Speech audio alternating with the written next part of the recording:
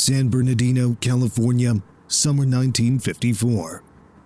A man stands in a parking lot. He's 52 years old. He sells milkshake machines for a living. He's not rich. He's not famous.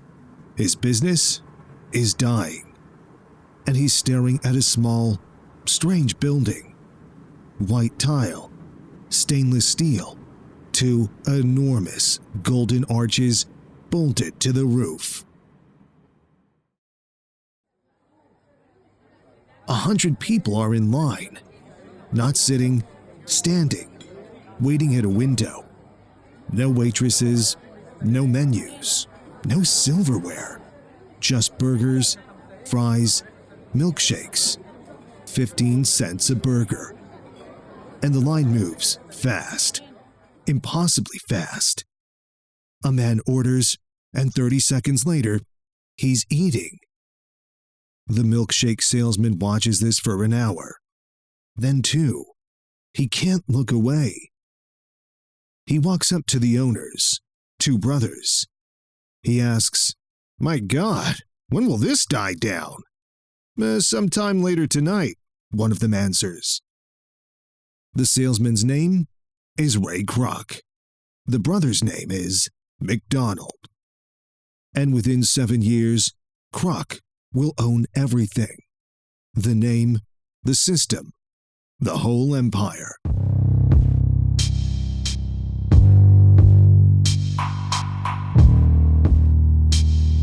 The brothers will own nothing, not even the right to put their own name on their own restaurant.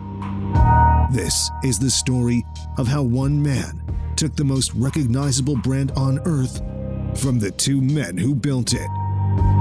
It's not a heist with guns. It's a heist with contracts and a handshake that may have been worth billions. This is Corporate Wars, and this is the Golden Heist.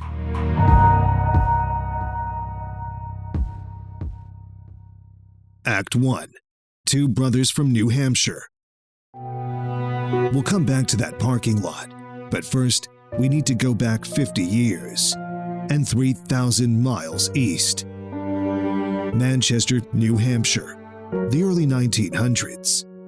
It's a factory town. Textiles, shoes, brick buildings, and smoke. 20,000 people work in the shoe industry alone. One of them is a man named Patrick McDonald. Patrick is Irish. His wife Margaret is also Irish. They came to America as children. They're Catholic, working class, and they have 5 kids, 3 girls and 2 boys. The older boy is Maurice, born November 1902. Everyone calls him Mac. The younger boy is Richard, born February 1909. Everyone calls him Dick. 7 years between them. They're close anyway. Patrick works as a shift manager at the G.P. Crafts shoe factory. 42 years he gives that place. 42 years of showing up, of being reliable, of doing the job. And one day they tell him he's done. Too old, that's the reason. No pension, no severance, just a handshake and the door. Mac and Dick watch this happen. They watch their father's face, and something hardens in them. Dick said it later, plain as anything. We made up our minds. One way or another, we'd be financially independent. They make a pact. Each brother will be a millionaire by 50. They'll never let some company own their future. Hollywood.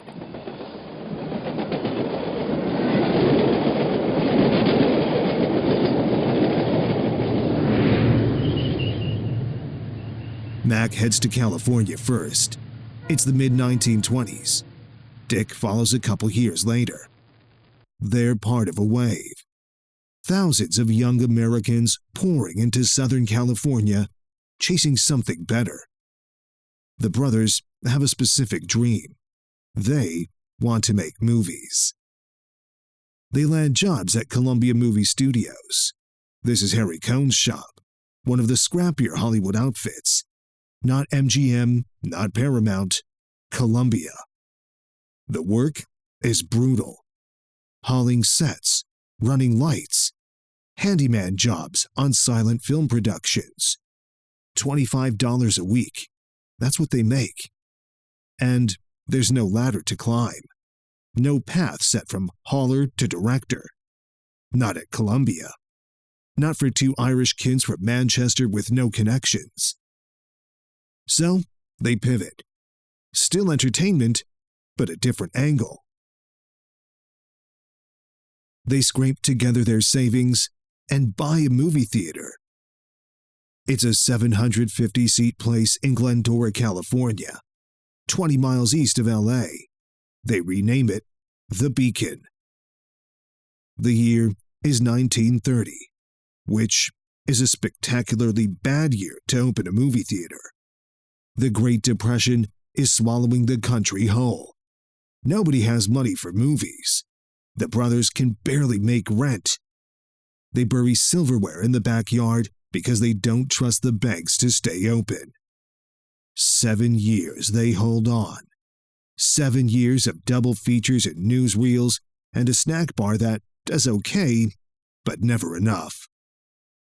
But during those lean years, they notice something.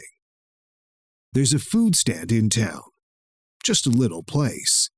Burgers and soda, and it's always busy. Depression or no, kids have pocket change, and they spend it on hamburgers. In 1937, the brothers sell the theater. They're done with Hollywood. They build a small, open-air hot dog stand near an airfield in Monrovia. They call it the Airdrome. They buy fallen oranges from Sunkist at a discount, 20 dozen for $0.25. They squeeze juice by hand and sell hot dogs to people who have come to watch the planes. It's not glamorous, but it works. San Bernardino.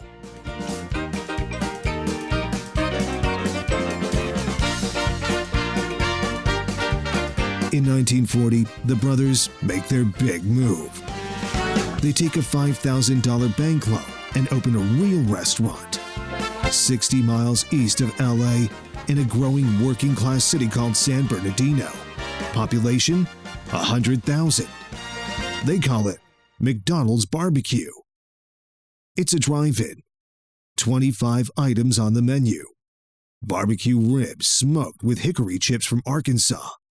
20 car hops in a uniform. 125 parking spaces. It's exactly like 100 other drive-ins across California. Except, it's making serious money. By the mid-40s, McDonald's Barbecue is the #1 hangout in San Bernardino. Annual sales top $200,000. The brothers split $50,000 a year in profit. They buy Cadillacs. They buy a house on a hill. They're not millionaires yet, but they're getting there. And then they start to notice problems. Barbecue? Expensive to make, slow to prepare, and nobody orders it. Hamburgers? That's what sells. The cheapest item on the menu. The car hops? Slow. Unreliable. More interested in flirting for tips than taking orders. The china and the silverware? Getting smashed or stolen constantly. The customers? Increasingly rowdy teenagers. Not the families the brothers want. And now, there are imitator drive-ins opening all over town. Margins are getting squeezed. High costs, low prices, and the wrong clientele. The brothers stare at the numbers. And they arrive at a conclusion. The drive-in model is broken. So Dick and Mac McDonald decide to blow the whole thing up. Act 2. The Invention. Late 1948. The brothers close the restaurant. They send the car hops home. They lock the doors. For 3 months, McDonald's goes dark. What happens next changes how the world eats. The tennis court. Before they rebuild the kitchen, the brothers need to redesign it. And they don't do it on paper. They rent a tennis court. With sticks of chalk, they draw the kitchen at full scale on the court surface. Every grill, every counter, every station. Then they bring in their workers. And for 6 hours, grown men mime the act of making hamburgers on a tennis court. They move imaginary equipment. They shuffle stations. They run drills. Over and over, testing every arrangement, every sequence of movement, until they find the most efficient layout possible. It's Henry Ford's assembly line, applied to a kitchen. Nobody has ever done this before. The Speedy Service System. When the brothers reopen in December 1948, the restaurant is unrecognizable. The menu slashed from 25 items to 9. Hamburgers, cheeseburgers, 3 drinks, milk, coffee, chips, and pie. That's it. The car hops? Gone. All 20 of them. Fired. The silverware? Gone. Paper wrappers and paper cups now. The barbecue pit? Also gone. In their place? A system. One man grills burgers. Another man adds condiments. And one man makes shakes. Every burger is identical. Mustard, ketchup, onions. 2 pickles, no substitutions. Dick McDonald explained it simply. If we gave people a choice, there'd be chaos. Burgers are cooked in advance, wrapped and held under heat lamps. A customer orders. 30 seconds later, they're eating. The old drive-in model? 20 minutes per order. The new system? Half a minute. And the price? 15 cents for a hamburger. Half of what competitors are charging. Because when you eliminate waitresses, dishwashers, a 25-item menu, and real silverware, your costs collapse. What's left is volume. Pure, fast, cheap volume. Dick called it the Speedy Service System. The rest of the world would come to call it fast food. The struggle, then the flood. At first, it's a disaster. Customers drive up and wait. Nobody comes to their car, so they leave. The fired car hops show up to heckle.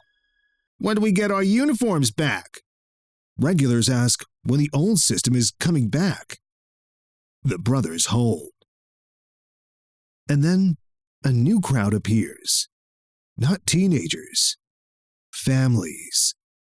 Working-class mums and dads who can feed the whole family for pocket change. Kids who walk up to the counter with a quarter and feel grown-up ordering their own food.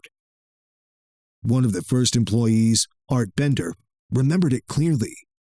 Kids would come in with coins clutched in their fists. They could still see their mother in the car, but they felt independent. By 1952, the brothers are making more money than ever. They're ready to grow. So, they hire an architect. The Golden Arches. The architect's name is Stanley Clark Meston. He designs them a franchise-ready building. Red and white tile, stainless steel, neon, everywhere. It's sharp, it's modern, it's clean. But Dick McDonald wants something more. He wants 2 giant arches, 25 feet tall, one on each side of the building. Meston hates them. His exact words were, "I'll put the damn things in, but don't tell anyone I was involved." A sign maker adds yellow neon to the arches. And just like that, the most recognizable commercial symbol on the planet is born. Meston's offered a choice, a flat fee or a royalty every time a new restaurant is built.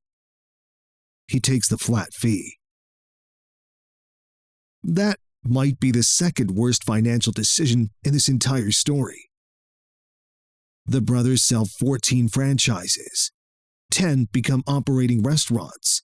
The first opens in Phoenix, Arizona. It works. The system is replicable. The brand travels. But Mac and Dick don't want an empire. They like their lives. They like their house on the hill. They like their Cadillacs and their small, elegant operation. They're restaurant men, not corporate executives. This is the gap in the armor. This is where someone gets in.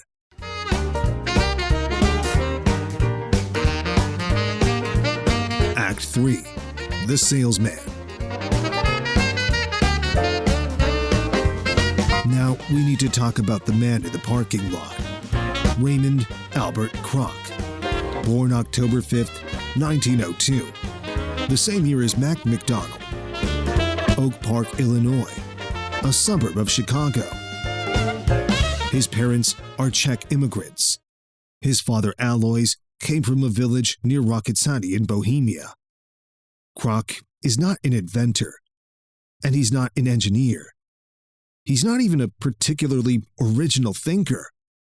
What he is, from the very start, is a salesman. A relentless, compulsive, never-stop-talking salesman. As a kid, he runs a lemonade stand. He works in a grocery store. He sells coffee beans door to door and out-earns his father before he's 20. At 15, he lies about his age to join the Red Cross Ambulance Corps during World War I. Gets sent to Connecticut for training. His bunkmate? A kid named Walt Disney. The war ends before either of them ships out.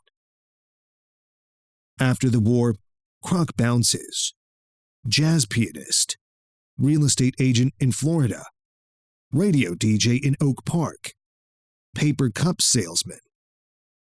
That last one sticks. He joins the Lily Tulip Cup Company and stays for 16 years. He's methodical. He's persuasive.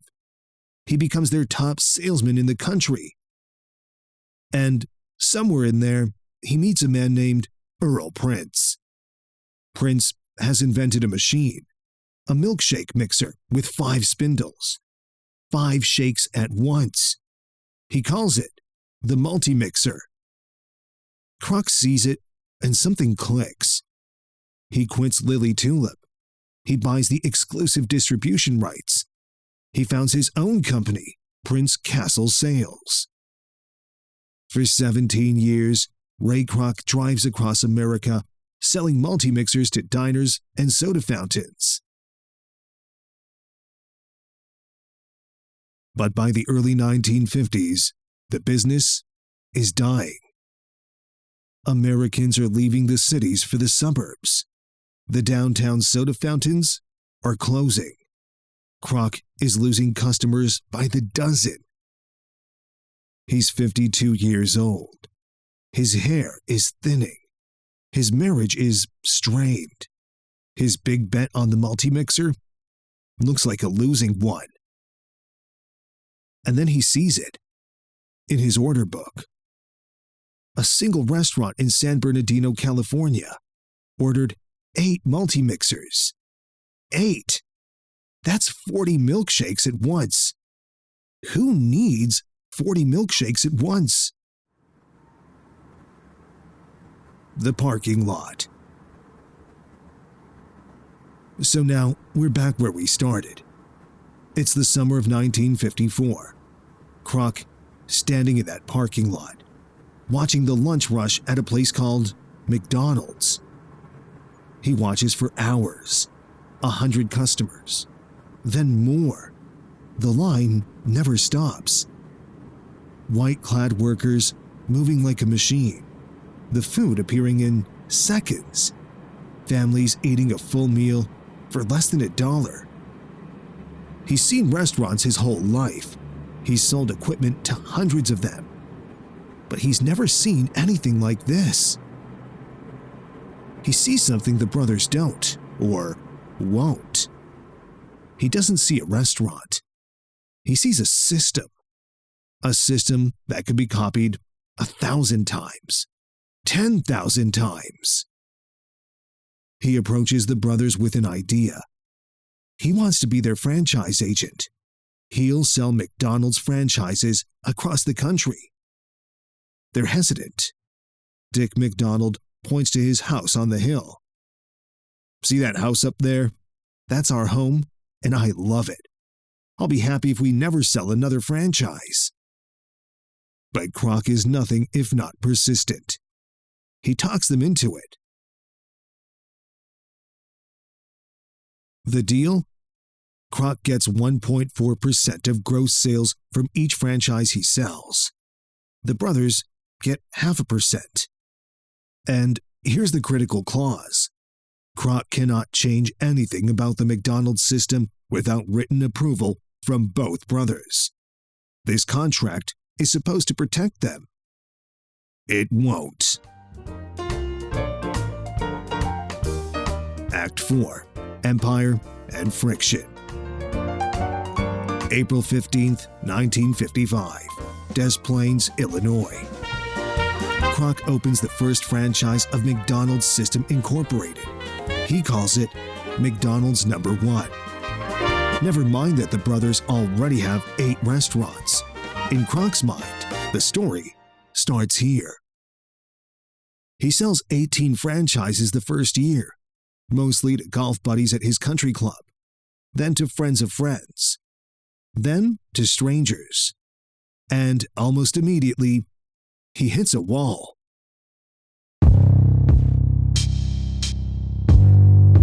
The money problem.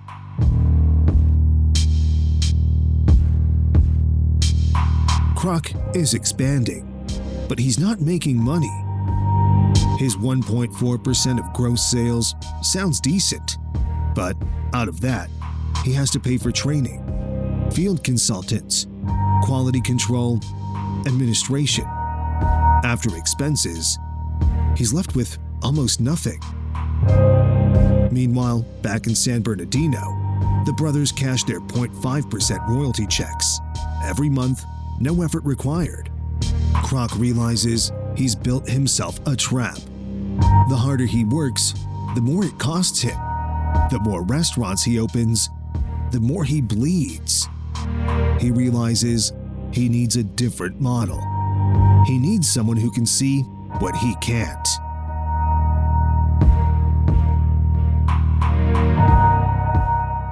Harry Sonnenborn.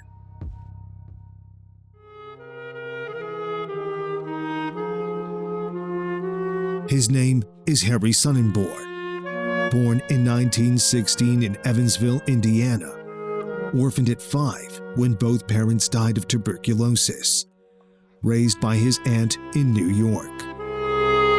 He's been a finance executive at Tasty Freeze. He understands franchise economics. And he walks into Kroc's life with one idea that changes everything. Sonnenborn tells Kroc something that no one else has thought to say. You're not in the hamburger business. You're in the real estate business. The concept is elegant. McDonald's stops just collecting a small royalty on food sales. Instead, McDonald's buys the land, or leases it long-term. Then it builds the restaurant on that land. Then it subleases the whole package to the franchisee at a 40% markup. The franchisee pays rent every month, whether the restaurant is busy or not. If sales go above a certain level, McDonald's takes 5% of revenue on top.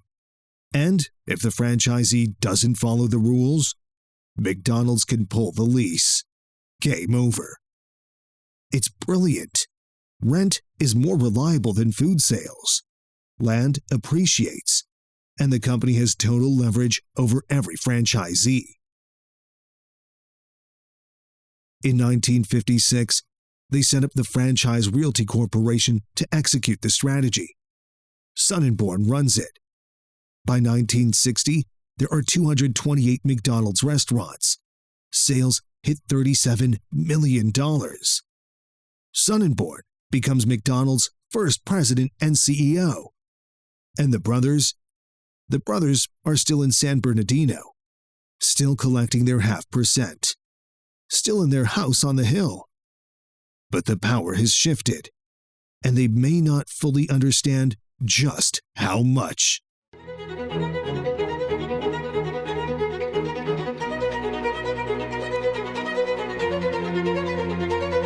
The friction. The fights start small. Kroc wants to modify the building design. The brothers say no. Kroc wants to change the menu. The brothers say no. The contract requires their written approval for any deviation. They never write the letters. Kroc discovers that some of the franchises that brothers sold before him are a mess, selling pizza, selling burritos, undermining the brand he's trying to standardize. He can't touch them. Those are the brothers' deals. The brothers want the chain small and controlled. Kroc wants 1,000 locations. They're restaurateurs. He's a franchise empire builder. The gap between those two things is now a canyon. And Kroc has the Franchise Realty Corporation. He owns the land under most of the new restaurants. That means he has the real leverage, not the contractual kind, the financial kind, the kind that really matters.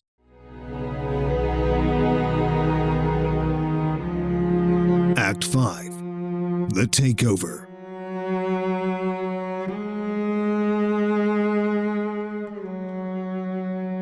It's 1961, 6 years since Kroc opened Des Plaines. The chain has 228 restaurants, millions in revenue, and Ray Kroc has decided the brothers need to go. He needs them gone for practical reasons. He can't raise capital for an IPO with their contract hanging over the company. Every decision requires their sign-off. Every innovation needs their blessing. And they keep saying no. So Kroc goes to San Bernardino, and he asks a simple question. What will it take for you to walk away? The number. The brothers think about it. Not for long. Dick does the math. He wants $1 million. Mac wants $1 million. Then there's the tax bill. Another $700,000. Total $2.7 million. Kroc reportedly loses his mind. He doesn't have that money, not even close. He asks if he can pay over time, in installments. Dick McDonald's answer is blunt. If it's not cash, we might as well continue with the royalty. The brothers know what they're doing. They've structured a price that either makes them millionaires overnight or keeps them in the royalty stream forever. It's the most clear-headed business thinking they'll ever do. And also, the last. Sonneborn finds the money. Kroc turns to his financial architect. Son-and-born works the phones, works the banks, works the insurance companies.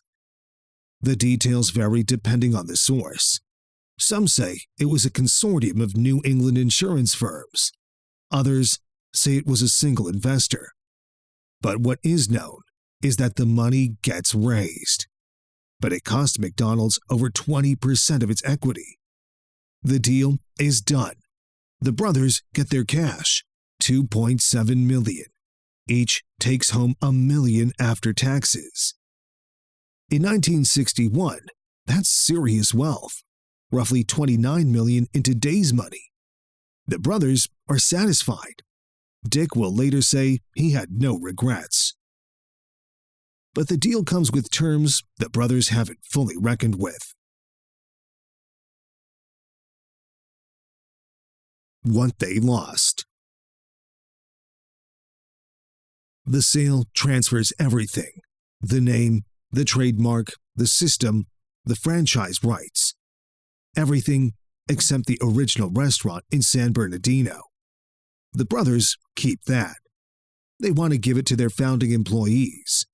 Kroc is furious. He considers this a betrayal. But here's the problem. They sold the name. McDonald's is no longer theirs to use. Not on their own restaurant. Not on the building they built in 1940. Not on anything. They have to rename it.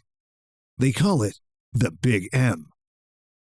Two men named McDonald, who built a restaurant called McDonald's, and now they can't even put their own name on it.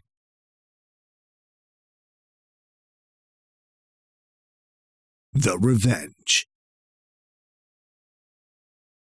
What Ray Kroc does next tells you everything you need to know about the man.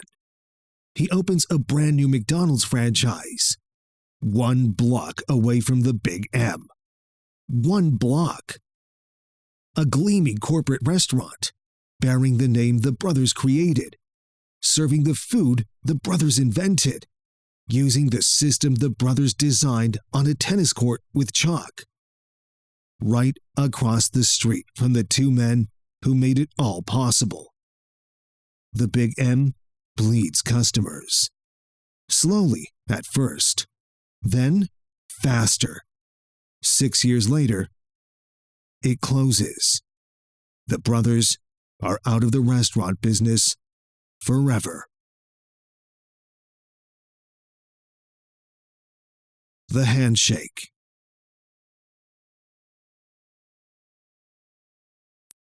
Now, I'm going to get into some controversy here because this is the part of the story that everyone argues about.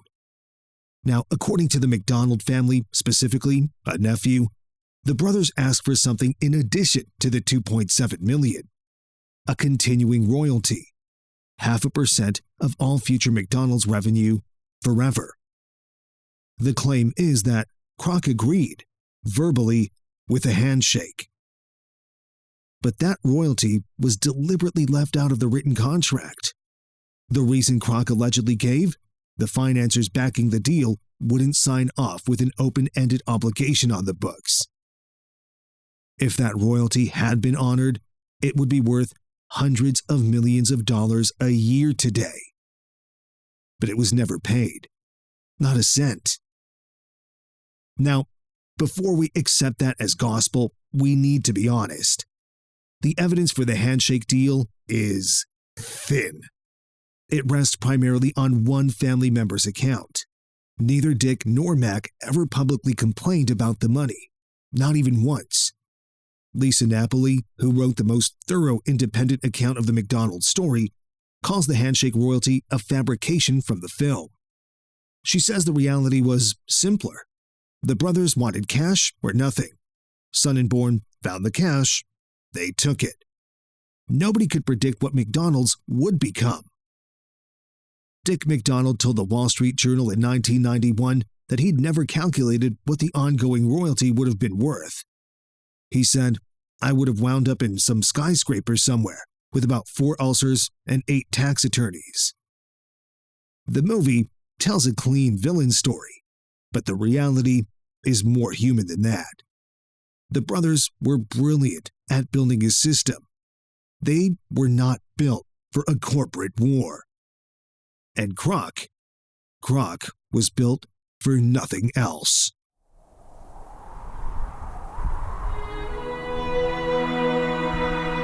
Act 6. The Erasure. Here's the thing about the handshake deal. Whether it happened or not, it's not the real theft. The real theft is the story. After the buyout, Ray Kroc rebuilds history, methodically and deliberately. He declares the Des Plaines restaurant, his restaurant, the one he opened in 1955, as the first McDonald's. Not San Bernardino, not 1940, Des Plaines, 1955. His 1977 autobiography is called Grinding It Out, The Making of McDonald's. It positions Kroc as the founder. Full stop. The brothers are a footnote, a minor obstacle he had to buy out. His plaque goes on the wall of every restaurant. His portrait, his story. The McDonald's brothers' names appear nowhere. Dick McDonald pushed for recognition for the rest of his life. He got one moment. November 30th, 1984. The Grand Hyatt Hotel in New York City. Ed Renzi, president of McDonald's USA, serves the ceremonial 50 billionth hamburger to Richard McDonald, the man who was the first cook at the first grill. 50 billion hamburgers. And it took that many before anyone thought to acknowledge the man who started it. Dick's grandson, Jason French, remembered something his grandfather said when Jason was a teenager. Quiet, almost offhand. That guy really got me. Act 7. The Epilogue. The Brothers. Mac McDonald lived out his remaining years quietly in California. He married Dorothy Carter. He never had children. He died of heart failure on December 11th, 1971. He was 69. He's buried at Desert Memorial Park in Cathedral City, California. Dick McDonald moved back to New Hampshire, Bedford, a suburb of Manchester, right back where it all started. He lived in a modest 3-bedroom house.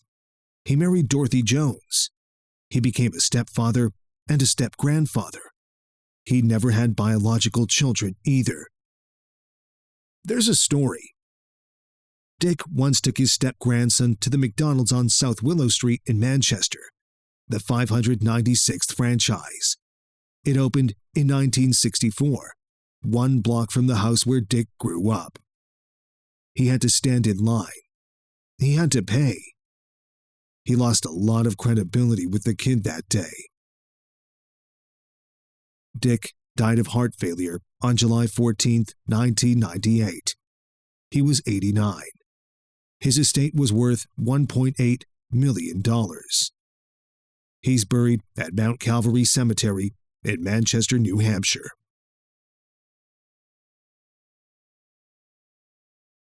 Ray Kroc. Kroc's personal life was chaos. 3 marriages, a lifelong struggle with alcohol abuse. He divorced Ethel, his first wife, the same year he bought out the brothers, 1961.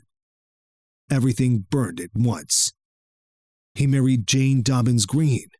That lasted 5 years.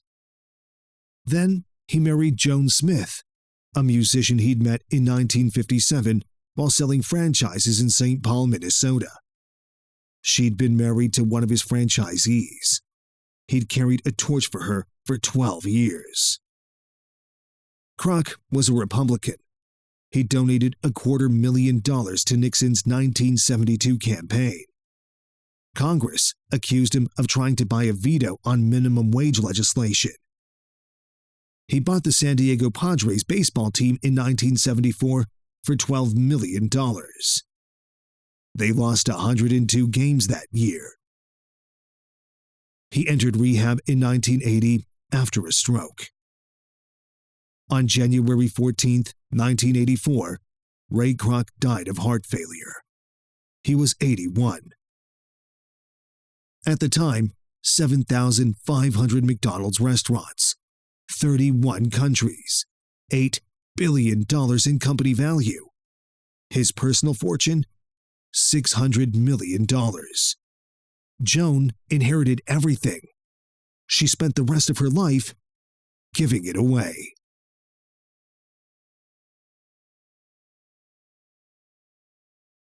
The Machine. After Kroc's death, McDonald's kept growing, and growing, and growing. The menu expanded in ways the brothers would barely recognize. The Big Mac, the Quarter Pounder, the Egg McMuffin, chicken nuggets, the Happy Meal. Dick and Mac had 9 items. Today, the U.S. menu approaches 200. The company went global. Canada in 1967, Red Square in Moscow in 1990, China, India, over 100 countries. They opened a hamburger university. They built Ronald McDonald houses. They became one of the largest private employers on the planet. And they kept building on Sonnenborn's real estate model. Today, McDonald's owns 70% of the buildings and 45% of the land under its restaurants worldwide. That real estate portfolio is worth roughly $38 billion, 99% of the company's total assets. Harry Sonnenborn was right. It never was about burgers. As of 2026, McDonald's operates over 43,000 locations in more than 100 countries. 95% are franchised.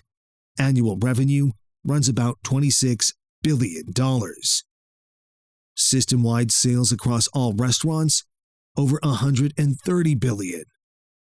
They serve 70 million customers a day. That's roughly the entire population of France, every single day. The CEO is a man named Chris Kempczinski. The company is the second largest fast food chain on Earth by location count. Second. A Chinese bubble tea company overtook them in 2024. The brothers would have found that funny.